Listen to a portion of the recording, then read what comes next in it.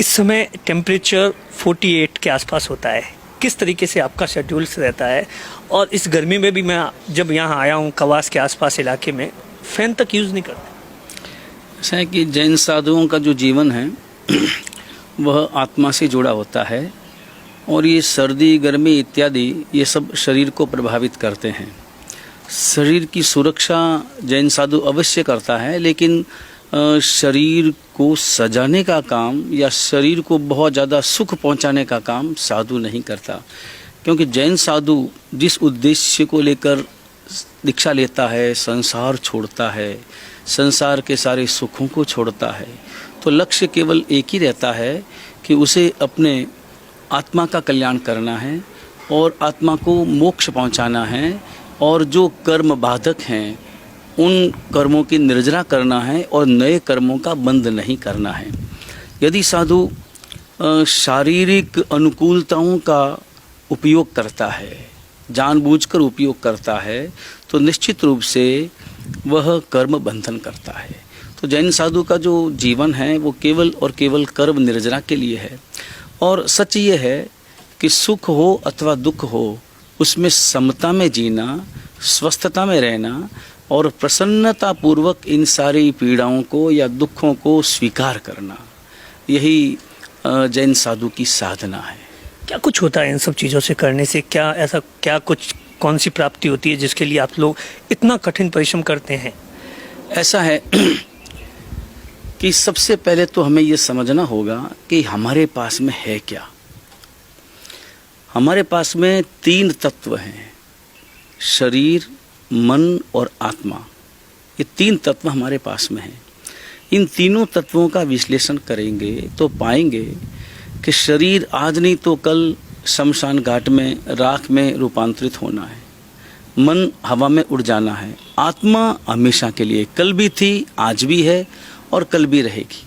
शरीर कल नहीं था, कल नहीं रहेगा। शरीर केवल वर्तमानवादी है और लगातार शरीर मृत्यु की ओर अग्रसर हो रहा है। तो हमारा स्वरूप क्या है? हम शरीर जो है वह मेरा असली स्वरूप है, या उस शरीर को संचालित करने वाली आत्मा वह मेरा असली स्वरूप है? शरीर के भीतर आत्मा है, तब तक इस शरीर को सजाना है, बोलना है, चलना है, खाना है, पीना है, सारी क्रियाएं हैं। ज्यों ही शरीर में से आत्मा विदा होती है, त्यों यह शरीर शमशान घाट में जलाने योग्य रह जाता है।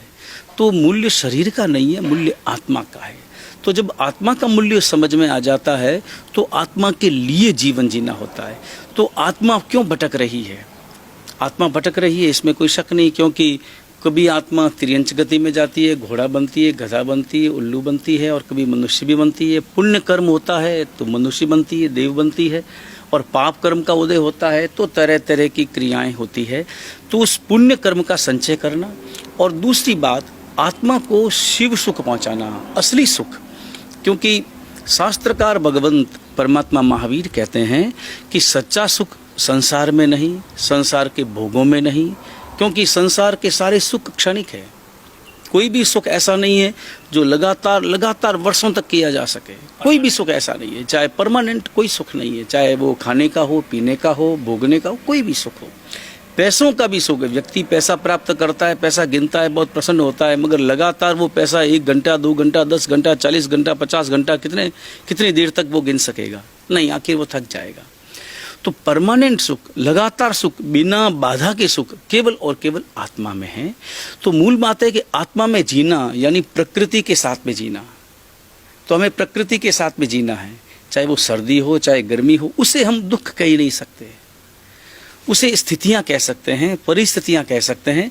इसलिए प्रकृति के साथ में जीना, और जो प्रकृति के साथ में जीता है वही व्यक्ति अपनी आत्मा का कल्याण करता है।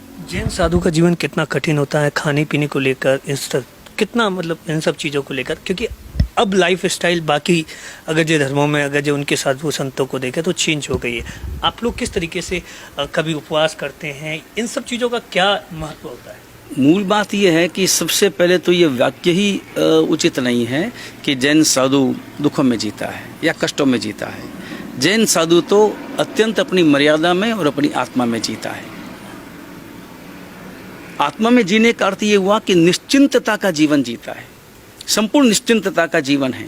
और साधु तो भोजन के लिए इसको स्वाद ग्रहण करने के लिए भोजन करता नहीं है, वो तपस्या करने के लिए भोजन करता है। और स्वाभाविक रूप से आप कभी भी देखना, जिस वस्तु में स्वाद है वह वस्तु हकीकत में शरीर विरोधी है। तो हम स्वाद के लिए जी रहे हैं या शरीर के लिए जी रहे हैं, तो इन दोनों में भी बहुत स्वाभाविक रूप से अंतर है। तो जैन साधु का जो आहार पानी है वो ऐसा साधुओं संतों का भोजन है कि घरों में से लाना और थोड़ा थोड़ा मांग करके ले आना, और बिना किसी प्रकार का जैसा स्वाद है वैसा स्वीकार करते हुए, बिना उसमें राग अथवा द्वेष किए, न अच्छा है न बुरा है, जो जैसा है वो वैसा है, ऐसा स्वीकार करते हुए वो जीवन जीता है और आत्मा का कल्याण करता है। पानी में ऐसा बताया जाता है कि 5-6 बजे के बाद पीना आमतौर पर नहीं पीते। नहीं, सूर्यास्त अपने यहाँ पर शास्त्रों का विधान है कि सूर्यास्त के बाद में न खाना है न पीना है।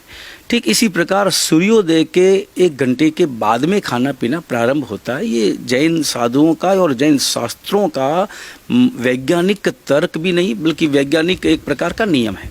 और ये निश्चित रूप से वैज्ञानिक नियम है, क्योंकि सारे वैज्ञानिक भी और डॉक्टर्स भी अगर आप उनको सही ढंग से पूछेंगे तो वो बताएंगे कि सूर्यास्त के बाद सूर्य के अभाव में ग्रहण किया गया भोजन पचता नहीं है, सुपाच्य नहीं होता। और सूर्यास्त के बाद तरह तरह के कीड़े पैदा हो जाते हैं। सृष्टि में इतने मच्छर इत्यादि कितने प्रकार के कीड़े पैदा हो जाते हैं। और जो लाइट है, प्रकाश है, उसमें प्रकाश है, लेकिन प्रकाश के साथ साथ वो ऊर्जा नहीं है जो सूर्य में है। सूर्य का प्रकाश होता है तो सारे कीड़े मकोड़े नष्ट हो जाते हैं, लेकिन इस प्रकाश में कीड़े मकोड़े जो नहीं दिखाई देते हैं वो भी आ जाते हैं। तो कीड़े मकोड़े आने के कारण से वह उनकी हिंसा का कारण भी बन सकता है, हिंसा भी हो सकती है, और इसके साथ साथ हमारी साधना को क्षति पहुंचा सकती है। इसलिए नियम यह है कि सूर्यास्त के बाद में न खाना है न पीना है।